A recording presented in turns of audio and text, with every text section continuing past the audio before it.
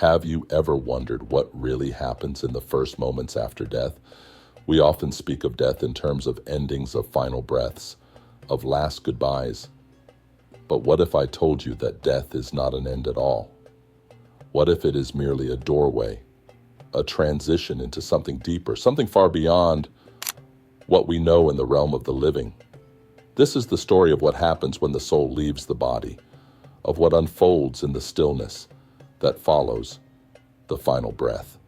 It's a journey through time, space, and consciousness itself, a passage that all of us will one day face. Today, we delve into the first moments after death, exploring the mysteries that await us beyond the veil.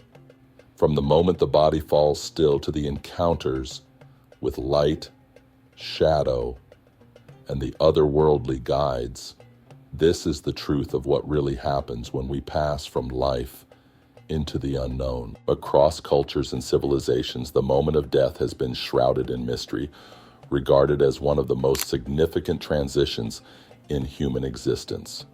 From the Egyptian Book of the Dead to the Tibetan Bardo Thodol, death has always been seen as not an end, but a passage, a crossing from one state of being to another. The Egyptians believed in the Ka, the spiritual double of a person, which would live on after the body's death, guiding the soul through the afterlife. In the East, the Hindu and Buddhist traditions speak of the bardo, a state between lives where the soul faces the fruits of its actions and the choices that will determine its next journey. In Western esotericism, philosophers such as Plato and Plotinus wrote of the soul's ascent after death, where it either merges with the divine or is drawn back into the cycle of reincarnation, depending on the purity of its existence. These ancient beliefs paint a picture of death that is not terrifying or final, but rather part of an eternal cycle of existence. Even today, near-death experiences often echo these ancient teachings, with many reporting a life review, encounters with radiant light, and a sense of peace that defies our understanding of the material world. The moment death takes place is like stepping through a veil, a curtain that has separated us from the deeper mysteries of the universe. In an instant, we go from being fully embedded in physical reality to becoming aware of a higher, subtler realm. In the first moments after death, the soul often feels a profound sense of separation from the body, as if the tether between the two has been cut. Many describe floating above their lifeless form, witnessing the scene unfolding below them. There's no pain, no fear, only a deep sense of awareness. This is the point of awakening for many souls, when the illusion of the body dissolves and the soul realizes it is no longer confined by physical limits. The Buddhist tradition describes this moment as the clear light, a moment of supreme clarity, where the soul recognizes its true nature. In this light, there is no duality, only oneness.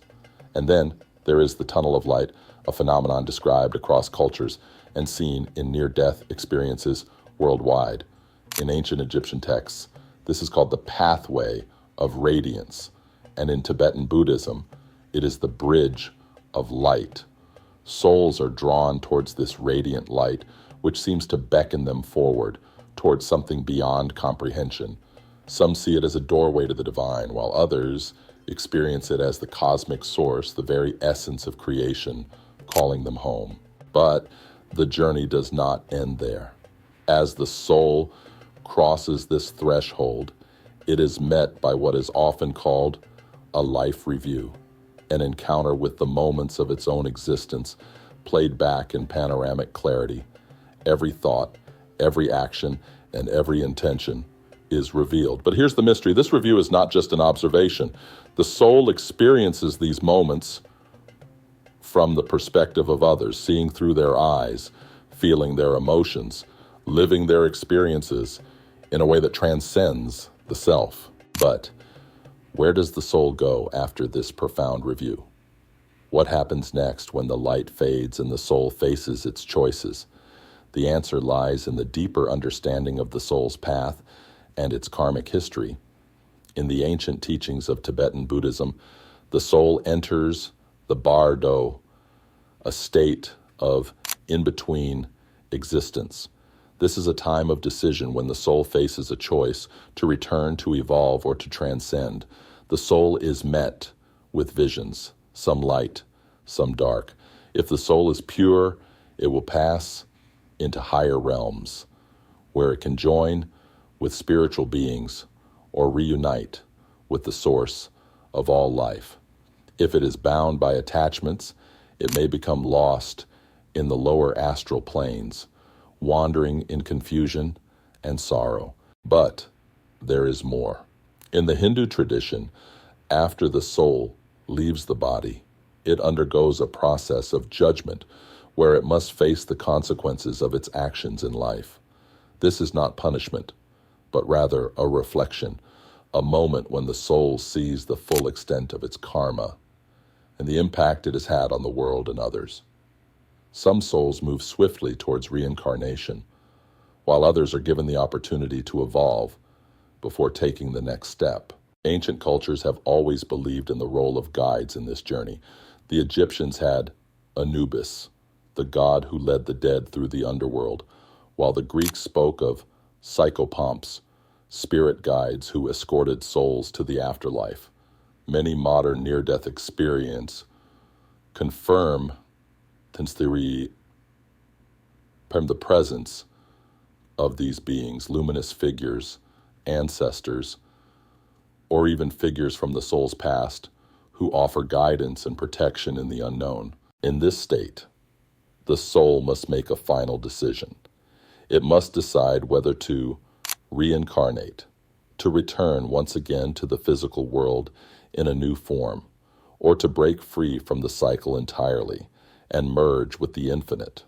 This final choice is not based on punishment, but on the soul's readiness to transcend the cycles of life and death. It is a moment of liberation or a moment of return.